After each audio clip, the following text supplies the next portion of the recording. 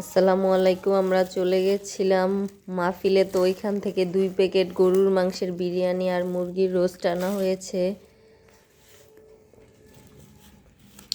তো বিরিয়ানি না, এটি রান্না হয়েছে তেহারি স্টাইলে।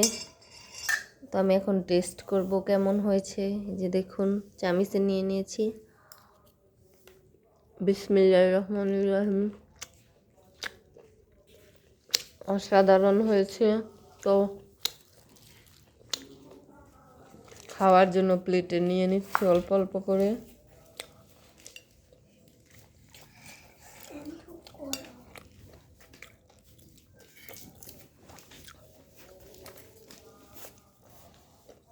সাথে নিয়ে নিব মুরগির রোস্ট।